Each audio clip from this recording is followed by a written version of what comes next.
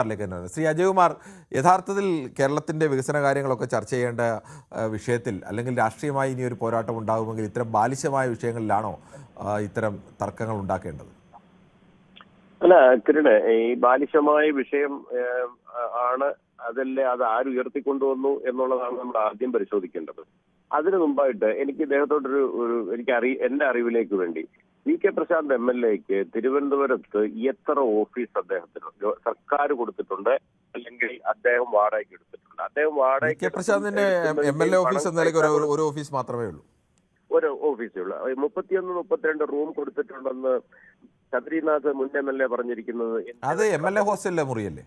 ആന്നു. MLA ഹോസ്റ്റലിൽ 140 MLA-മാരിൽ മന്ത്രിമാരൊഴികെ എല്ലാവർക്കും മുറിയുണ്ട്. എല്ലാവർക്കും ഉണ്ട്. അപ്പം തിരുവനന്തപുരത്തുള്ള വട്ടിയൂർക്കാവിലെ MLA-ക്ക് ആ ഓഫീസ് എന്തുകൊണ്ട് ഉപയോഗിച്ചുകൂടാ?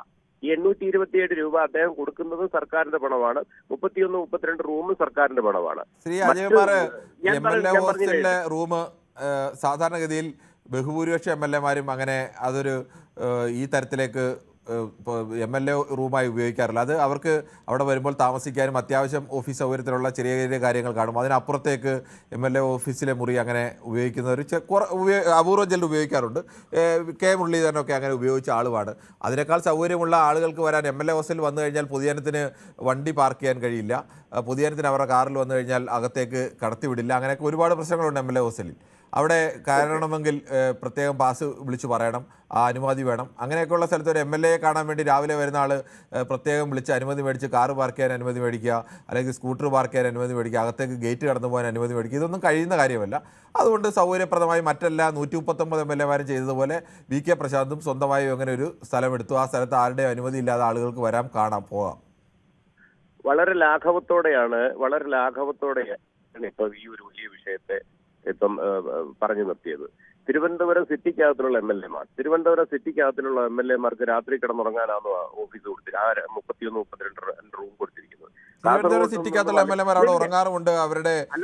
അവരുടെ ഓഫീസർമാരുണ്ടെങ്കിൽ അവര് അവിടെ കിടന്ന് ഉറങ്ങാറുണ്ട്, ചെല്ല് ഉറങ്ങാറില്ല. അത് അവരവിടെ കിടന്ന് ഉറങ്ങുന്നു എന്നുള്ളതിൽ ഒരു വിഷയമല്ലല്ലോ. അല്ലെങ്കിൽ കാസർഗോഡ് നിന്ന് വരുന്ന MLA-മാർ എല്ലാ ദിവസവും അവിടെ കിടന്നാണ് ഉറങ്ങുന്നത് അല്ലല്ലോ.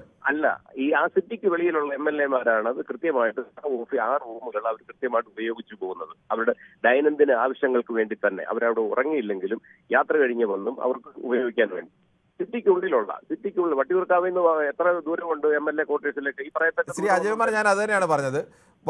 MLA ഹോസ്റ്റലിലെ ശ്രീ അജയ്കുമാർ ഒന്ന് കേൾക്കൂ, താങ്കളത് കേൾക്കൂ. ഈ സിറ്റിക്കകത്തുള്ളതായാലും പുറത്തുള്ളതായാലും ഈ 140 MLA-മാരുള്ളതിൽ മന്ത്രിമാരും ഒഴികെയുള്ള അല്ലെങ്കിൽ പ്രതിപക്ഷ നേതാവ് ഒഴികെയുള്ള ആളുകൾക്കെല്ലാം അവിടെ റൂമുണ്ട്. അവരെല്ലാം സ്വകാര്യ ആവശ്യങ്ങൾക്ക് വേണ്ടിയും അവരുടെ മണ്ഡലത്തിൽ നിന്ന് വരുന്ന ആളുകളുടെ ആവശ്യത്തിന് വേണ്ടിയും ഒക്കെയാണ് ആ മുറി ഉപയോഗിക്കുന്നത്.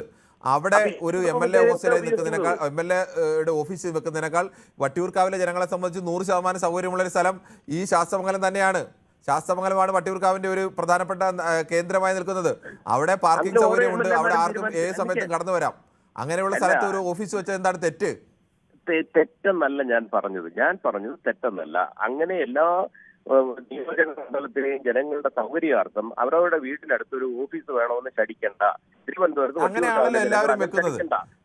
ഏത് മണ്ഡലമായാലും ആ മണ്ഡലത്തിൽ ആളുകൾക്ക് വരാൻ സൗകര്യമുള്ള ഒരു സ്ഥലത്താണ് ഇനി ഏത് പാർട്ടിയുടെ ആയാലും MLA ഓഫീസ് വെക്കുന്നത്. 3 ഓഫീസുണ്ട്. ആ 3 ഓഫീസിന്റെയും എവിടെയാണ് ഈ 3 ഓഫീസ്? അതെനിക്കറിയില്ല. എവിടെ കൊടുത്തിരിക്കുന്ന 2 പിന്നെ ഉള്ള അജയ്കുമാർ, അത് ഞാൻ പറഞ്ഞല്ലോ, MLA ഹോസ്റ്റലിലെ റൂം വി.കെ. പ്രശാന്തിന് മാത്രമായിട്ട് പ്രത്യേകിച്ചുള്ളതല്ല. എല്ലാ MLA-മാർക്കും ഉള്ളതുപോലെ വി.കെ. പ്രശാന്തിനും ഉണ്ട് അവിടെ റൂം. കിരൺ, എന്നെ ഞാൻ പറയുന്നത് തെറ്റായിട്ടാണ് മനസ്സിലാക്കുന്നത്. വി.കെ. പ്രശാന്തിനായിക്കോട്ടെ മറ്റൊരു പ്രശാന്തിനായിക്കോട്ടെ, അദ്ദേഹത്തിന്റെ 3 റൂമിന്റെയും ചെലവ് വഹിക്കുന്നത് കേരള സർക്കാരാണ്, നിങ്ങളും ഞാനുമാണ്. ഞാനിതാണ് പറയാൻ ഉദ്ദേശിക്കുന്നത്. അപ്പോൾ ഈ 827 രൂപ എന്ന് പറയുന്ന ഒരു ചെറിയ സംഖ്യയാണെങ്കിലും അതിന്റെ ആവശ്യമില്ല. അതിന്റെ ആവശ്യമുണ്ട് ശ്രീ അജയ്കുമാർ. വളരെ സിമ്പിൾ ആണ് അജയ്കുമാർ. അതാണ് ഞാൻ തുടക്കം മുതൽ പറയുന്നത്. താങ്കൾ ആവർത്തിച്ച് വരുന്നത് മനസ്സിലാവാത്തത്. ഈ ശാസ്തമംഗലത്ത് താങ്കൾ ആ സ്ഥലം കണ്ടിട്ടുണ്ടെങ്കിൽ അറിയാം. ശാസ്തമംഗലത്തെ ഓഫീസിൽ വട്ടിയൂർക്കാവിലെ ആർക്കും ഏത് സമയത്ത് വന്നു പോകാം. MLA ഹോസ്റ്റലിൽ അങ്ങനെ ഏത് സമയത്തും ആർക്കും വന്നു പോകാൻ കഴിയില്ല. ഈ വട്ടിയൂർക്കാവിലെ മണ്ഡലത്തിലെ വോട്ടേഴ്സ് അല്ലെ ജനങ്ങൾക്ക് മാത്രം എന്താ കൊമ്പുണ്ടോ? അവർക്ക് മാത്രം വേണോ അവിടെ വീടിന്റെ അവർക്ക് മാത്രമല്ല, ചങ്ങനാശ്ശേരിയിലും ഏറ്റവും സൗകര്യമുള്ള സ്ഥലത്ത് തന്നെയാണ് ചങ്ങനാശ്ശേരി MLA ഓഫീസ് വെച്ചിരിക്കുന്നത്. അല്ലാതെ MLA യുടെ വീട് എവിടെയെങ്കിലും ആണെങ്കിൽ ആ ഗ്രാമത്തിലല്ല കൊണ്ട് ഓഫീസ് വെക്കുന്നത്. ഏത് അസംബ്ലി മണ്ഡലമായാലും ആ അസംബ്ലി മണ്ഡലത്തിൽ ഏറ്റവും സൗകര്യമുള്ള സ്ഥലത്ത്, യാത്രാ സൗകര്യമുള്ള സ്ഥലത്ത് തന്നെയാണ് മിക്കവാറും എല്ലാ MLA മാരും ഓഫീസ് വെക്കുന്നത്. അല്ലല്ല, ഇതിപ്പോ കൃത്യമായിട്ട് ശ്രീ അജയകുമാർ, സമയം അവസാനിക്കാൻ പോവുകയാണ്. ഒരേ കാര്യം തന്നെ താങ്കളോട് ആവർത്തിച്ച് പറഞ്ഞുകൊണ്ടും താങ്കൾ പ്രത്യേകിച്ചൊന്നും മാറുന്നില്ല. ശ്രീ ബാബുരാജനാണ് കാസർഗോഡ് നിന്ന്. ശ്രീ ബാബുരാജൻ, താങ്കൾ വേഗത്തിൽ പറയാം, നമ്മുടെ സമയം അവസാനിക്കാൻ പോവുകയാണ്. ആയിക്കോട്ടെ സാറേ, നമസ്കാരമുണ്ട്. നമസ്കാരമുണ്ട്. ഞാൻ പറയുന്നത് എന്താ വെച്ചാല്, ഈ ശ്രീലേഖ മാഡം നമ്മളെ പ്രശാന്തിനെ ഒരു അനുജനെ പോലെ കാണുന്നു എന്നാണല്ലോ പറഞ്ഞത്. ഹലോ, അതുകൊണ്ടാണോ ചേച്ചി അനുജനെ പോലെ കാണുന്നു എന്നാണല്ലോ പറഞ്ഞത്. മാഡം ഏതായാലും ഒരു 3 മാസം ശ്രമിച്ചുകൂടെ? 3 മാസം, മാർച്ച് മാസം വരെ ഉണ്ടല്ലോ ഈ MLAക്ക് ഓഫീസ് കാര്യങ്ങളുമായിട്ട് വാടക കൊടുത്തിരിക്കുന്നത്. ഇനി അവർക്ക് സൗകര്യം ഇല്ലെങ്കിൽ വേണമെങ്കിൽ നീട്ടണ്ട, അല്ലെങ്കിൽ പുതുക്കണ്ട, കൊടുക്കണ്ട, അതുവരെ നീട്ടിക്കൂടെ? ഈ പുത്തനെത്തി പുറപ്പുറം തൂക്കുമെന്ന് പറഞ്ഞ പോലെയാണ് ശ്രീലേഖ മാഡം കാണിക്കുന്നത്.